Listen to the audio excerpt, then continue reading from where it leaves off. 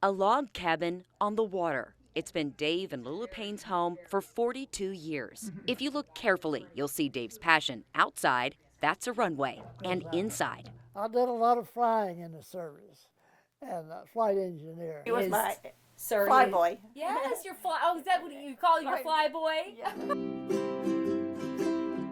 Dave was just 18 in 1939 when he made a decision that would change his life flight plan, so to speak. Read the paper, join the Air Force and go to Hawaii.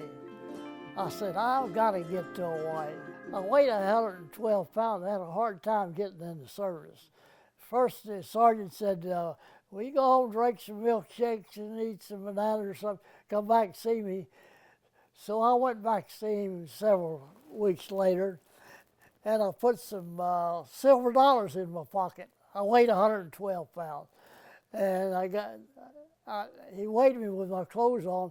I got up to 150 pounds, 115. That's how I got into service. And end up in Hawaii he did. It was a total change of scenery for this West Kentucky native, from hula dancing to movie stars. I was in a drugstore. I don't know what I went in for. Maybe to get some cigarettes. I did smoke back then.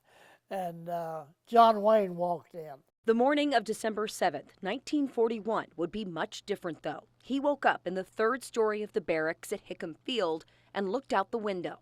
The battleship Arizona was parked only about a half a mile from where I was. I seen this torpedo plane heading over towards the ship. I probably saw the torpedo that sunk the Arizona. The loudest sound I ever heard. Did you know what was happening? Did it click? I didn't know what was happening. You know, it happened so fast. And I just woken up. He didn't even have time to feel fear. Except when I was out there on the ground, and when they were shooting at me, I was scared then. Yeah. Like I was praying then. Dave was one of many men who rushed outside and tried to save planes at the base as the Japanese flew low, just 20 feet overhead. I seen the plane coming. I lay down flat, figured I'd be a smaller target. And when he got over me, I raised up and shoot at him with a .45 pistol. All I had was a 45 pistol. 1001, I'd probably hit him, but at least I was throwing lead at him. In 1998, Dave and Lula returned to Pearl Harbor. The barracks he called home are still there, although the building is now the repair headquarters for Pacific Air Forces. The building suffered severe damage in the attack. It's been restored, but careful efforts were made to preserve evidence of what happened nearly 80 years ago. They left the bullets, the damage that the bullets did. They left it there. They never fixed it, and I'm glad they didn't fix it. This isn't the first time Dave shared his story. He recounted it to the Evansville Press in 1951. Today, at 100 years old, the memories remain vivid. Yeah, I remember most about it, and I try not to think about it too much, because I think of those 2,000 GIs that were killed because we were sleeping.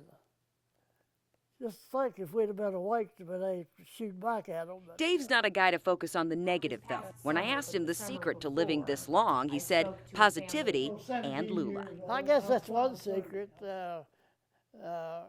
Married marrying a good wife and loving her and taking care of her. She takes care of him, too. For 68 years, they've called each other husband and wife. Lula laughs at their first meeting. I had my hair in rollers. Dave clearly didn't mind. 6 weeks later, they married, raised a family. They've lived incredible places like the Panama Canal. He was a police officer, the canal's own police. It hasn't always been easy, but it has always been worth it. What I real feel lucky on to live this long. To live good this long.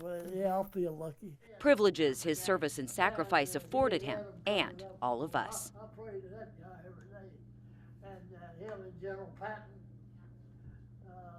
they're the ones that saved us. General Eisenhower,